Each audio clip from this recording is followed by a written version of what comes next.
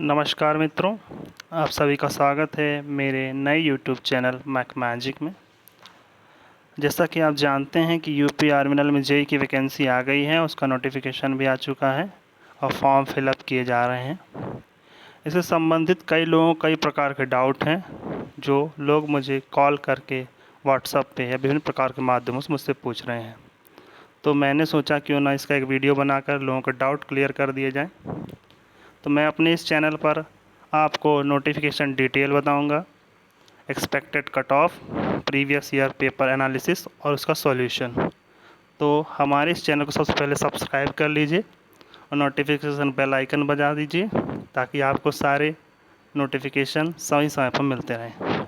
सबसे पहले शुरू करते हैं। आज हम आपको इस वीडियो में नोटिफिकेशन बताएंगे, इसमें क्या क्या है, कौन कौन एलिजिबल है, क्वालिफ़िकेशंस क्या हैं, सभी बताएंगे। तो शुरू करते हैं। सबसे पहले मैं बता दूं, यूपी आर्मिनल जो है उत्तर प्रदेश राज्य विद्युत उत्पादन निगम लिमिटेड उत्तर प्रदेश की एक कंपनी है जो विद्युत का उत्पादन करती है। एक गवर्नमेंट कंपनी है। पहले उत्तर प्रदेश राज्य विद्युत परिषद था, उसके बाद उसको कई टुकड़ों में बांट दिया गया। उसमें जनरेशन, ट्रांसमिशन, डिस्ट्रीब्यूशन अलग कर दिए गए। तो ये जो वैकेंसी है वो जनरेशन की है। इसका मतलब है कि जब आप इस फील्ड में आएंगे तो आपका जो मुख्य कार्य होगा विद्युत का उत्पादन होगा। शुरू करते हैं। सबसे पहले आप वैकेंसियाँ देख लीजिए। सारे फॉर्म ऑनलाइन माध्यम से ही भरा जाएंगे, ऑफलाइन माध्यम से नहीं लिया जाएगा फॉर्म, इसीलिए आपको इसकी साइट पर जाकर ही आवेदन करना है। तो वैकेंसी आप देख सकते हैं जिसमें इलेक्ट्रिकल, मैकेनिकल, इलेक्ट्रॉनिक्स, C&I और कंप्यूटर की वैकेंसियां हैं जो कि क्रमशः 69, 78, 39 और 10 हैं।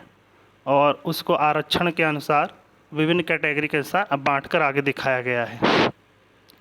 नीचे लिखा हुआ है कि ये वृत्तियाँ घट बढ़ सकती है।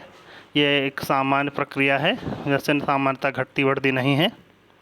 अब विभिन्न प्रकार के आरक्षण का लाभ केवल उत्तर प्रदेश के लोगों को ही मिलेगा। इसका मतलब ये है कि अदर स्टेट के कैंडिडेट भी अप्लाई कर सकते हैं, लेकिन आपको उसका आरक्षण का लाभ नहीं मिलेगा। आप सामान्य कैटेगरी में ही अप्लाई करेंगे। आगे बढ़ते हैं। आगे दिया है वेतनमान।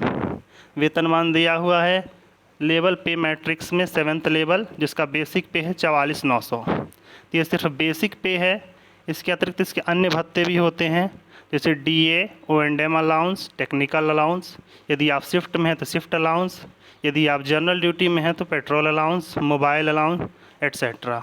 ये सब मिला के अप्रॉक्स आप ये मान सकते हैं कि आपकी सैलरी लगभग 53,000 के आसपास ग्रॉस होगी और CPF वगैरह काटने के बाद अप्रॉक्स 49,000 आपको मिलेगी। ये सैलरी उत्पादन निगम एवं बिजली विभाग के इसी प्रकार की अन्य कंपनियां जैसे यूपी PCL, ट्रांसमिशन इत्यादि के लिए हैं। जबकि अदर मतलब उत्तर प्रदेश की जो अदर JE वैकेंसियां हैं उस पर ये बेसिक पे नहीं होता है। उनका बेसिक पे 35,400 होता है, क्योंकि वो 4200 ग्रेड पे के अंतर्गत आती हैं, जबकि ये वैकेंसी 4600 ग्रेड पे की है। तो यहाँ से आप एक लाभ ये देख सकते हैं। अब आगे बढ़ते हैं, देखते हैं शैक्षिक योग्यता। तो इसमें जो शैक्षिक योग्यता मांगी गई है वो 3 years diploma in related subject. जो भी सब्जेक्ट है उसमें आपको 3 ईयर का डिप्लोमा चाहिए। ध्यान रहे यहाँ BTech अलाउड नहीं है। अब BTech अलाउड का ध्यान मतलब समझ लीजिए कि जिन्होंने डिप्लोमा करने के बाद BTech किया है वो अप्लाई कर सकते हैं, लेकिन जिन्होंने डायरेक्ट BTech किया है वो अप्लाई नहीं कर सकते हैं। इसीलिए अगर आपके पास डिप्लोमा है तभी अप्लाई करें, क्योंकि यदि आपके पास सिर्फ BTech है और आप अप्लाई कर देते हैं तो डॉक्यूमेंट वेरिफिकेशन के समय आपको डिस्कार्ड कर दिया जाता है। आगे बढ़ते हैं।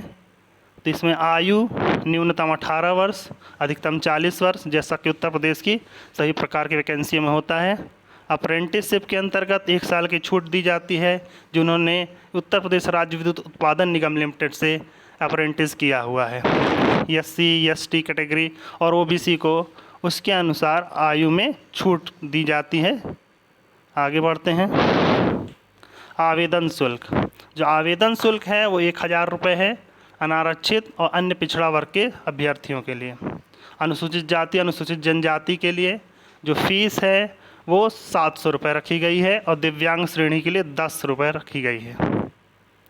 अब प्रमाण पत्रों का प्रस्तुतिकरण, जितने भी आपके डॉक्यूमेंट्स हैं सभी का वेरिफिकेशन होता है और वहीं पर जो लोग सिर्फ डायरेक्ट, कई बार पिछली बार देखा गया है 2014 और 16 की वैकेंसी में कि जो लोग डायरेक्ट बीटेक करके आए हुए होते हैं वो भी अप्लाई किए थे, लेकिन डॉक्यूमेंट वेरिफिकेशन समय उनको छांट दिया जाता है। इसलिए अगर डायरेक्ट बीटेक है तो अप्लाई ना करें, अगर आपने डिप्लोमा कर रखा है तभी अप्लाई करें, क्योंकि इसमें सिर्फ डिप्लोमा के लिए ही अलाउड है। अब इसका टेस्ट बता दें, इसका टेस्ट CBT फॉर्म में यानी ऑनलाइन फॉर्म में ही होगा, ऑफलाइन फॉर्म में नहीं होगा। तो इसीलिए यदि आपने पहले कभी ऑनलाइन तरीके से पेपर नहीं दिया है तो विभिन्न प्रकार की साइट पर जा कर के ऑनलाइन पेपर देने का तरीका देख सकते हैं, हो सके तो एक आध बार प्रैक्टिस भी कर लें। चयन प्रक्रिया ध्यान दीजिए, जब इसके पहले इसकी 2 बार वैकेंसी आई थी 2014 और 2016 में, तो उस समय क्या होता था कि रिटन भी हुआ था, उसके बाद इंटरव्यू हुआ था, लेकिन अब इंटरव्यू हटा दिया गया है।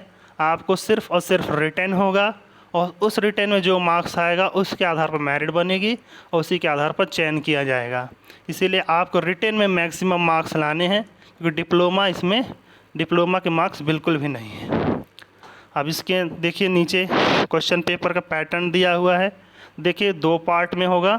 पार्ट फर्स्ट जो है वो टेक्निकल क्वेश्चंस, इसमें लगभग 150 क्वेश्चन होंगे जो आपके रिलेटेड फील्ड के होंगे, और पार्ट 2 जो है उसमें 50 क्वेश्चन होंगे नॉन टेक्निकल होंगे, जनरल हिंदी, जनरल नॉलेज और रीजनिंग। जनरल हिंदी के 10 क्वेश्चन होते हैं, नोट कर लीजिए। जनरल नॉलेज हिंदी के 10 क्वेश्चन, जनरल नॉलेज के 20 क्वेश्चन और रीजनिंग के 20 क्वेश्चन, टोटल 50 क्वेश्चन। और इसमें एक नेगेटिव मार्किंग भी है 1/4 की, तो आपको ध्यान देना है पेपर देते वक्त कि गलत उत्तर ना लगाएं, वरना आपके मार्क्स कट जाएंगे। टाई ब्रेकिंग रूल्स दिया है, उसकी उतनी ज़रूरत नहीं होती है। विभिन्न प्रकार के सेंटर दिए हैं और नीचे फिर अप्लाई करने का तरीका दिया है। सबसे नीचे पहुंचते हैं, देखिए उसमें देखिए एक बॉन्ड पत्र होता है, ये बहुत महत्वपूर्ण है। ठीक, ध्यान दीजिए कि यदि आप उत्पादन निगम में आते हैं तो आपको 1,50,000 रुपये का एक बॉन्ड पत्र जमा करना होता है, जो कि 3 वर्षों के लिए होता है। यदि आप इन 3 वर्षों से पहले निगम को छोड़ कर जाते हैं तो आपको 1.5 लाख रुपए निगम को देने होंगे। लेकिन ध्यान रहे, इसमें एक आंशिक संशोधन ये भी है कि यदि आप UPSC उत्तर प्रदेश लोक सेवा आयोग इन दोनों के द्वारा आई हुई वैकेंसी में चयनित होते हैं, तब आप निगम छोड़ते हैं, तब आपको 1.5 लाख रुपए नहीं देने होंगे। मतलब UPSC या UPPSC के कैंडिडेट्स को छूट मिल जाती है यदि वो इन दोनों में सिलेक्टेड होकर के कहीं और जाते हैं। अन्यथा की स्थिति में अगर आप 3 वर्ष के भीतर छोड़ते हैं निगम को तो आपको 1.5 लाख रुपए जमा करने होंगे। विभिन्न तिथियां दी हुई हैं। ऑनलाइन आवेदन प्रारंभ करने की तिथि 3 जून 2021, ऑनलाइन आवेदन की अंतिम तिथि 2/7/2021, आवेदन शुल्क जमा करने की अंतिम तिथि 4/7/2021। इसमें एग्ज़ाम की डेट नहीं दी हुई है, ध्यान रहे। तो मैं अपने पिछले अनुभव जो कि 2014 और 2016 के आधार पर बता रहा हूँ कि 2014 में जब वैकेंसी आई थी तो वो लगभग दिसंबर में आई थी, दिसंबर से जनवरी के बीच 2014 की वैकेंसी थी, और उसका पेपर जो हुआ था वो अप्रैल में ही हो गया था, मतलब लगभग 3 महीने के अंदर। अगस्त में उसका इंटरव्यू हो गया था और दिसंबर तक उसकी ज्वाइनिंग भी हो गई थी। कहने का मतलब है कि 2014 में लगभग 1 साल में ही पूरी वैकेंसी क्लियर कर दी गई थी, जबकि 2016 वाली जो वैकेंसी आई थी वो मई 2015 में आई थी और उसका पेपर सितंबर 2015 में हुआ था। दिसंबर से जनवरी के बीच उसका इंटरव्यू हो गया था और फरवरी में रिज़ल्ट आने के बाद मई में 25 मई 2016 को ज्वाइनिंग हो गई थी। तो आप कह सकते हैं कि लगभग साल भर के अंदर इन्होंने अपना रिक्रूटमेंट प्रोसेस कंप्लीट कर लिया है। तो ये मान के चलिए कि वैकेंसी बहुत जल्दी क्लियर होती है, इसीलिए आप इसकी बढ़िया से तैयारी कर सकते हैं। बाकी वैकेंसियों की तैयारी करते हुए भी कर सकते हैं, क्योंकि लगभग जो पैटर्न होता है क्वेश्चन पेपर का अदर एग्ज़ाम्स की तरह ही होता है। तो तैयारी कीजिए। हम अपने नेक्स्ट वीडियो में आपके लिए लेके आएंगे कि भिन्न भिन्न ब्रांचों का कट ऑफ कितना था 2016 में, 2014 में, दोनों कंपेयर करेंगे। इसके अलावा प्रीवियस ईयर पेपर्स मैकेनिकल 2014 और 2016 दोनों के किस सब्जेक्ट से कौन से क्वेश्चन आए थे और कितने क्वेश्चन आए थे उस बारे में डिस्कस करते हुए आपको इम्पोर्टेंट टॉपिक्स बताएंगे। तो अगले वीडियो का इंतज़ार करिए। लाइक, शेयर और कमेंट करना ना भूलिए। धन्यवाद।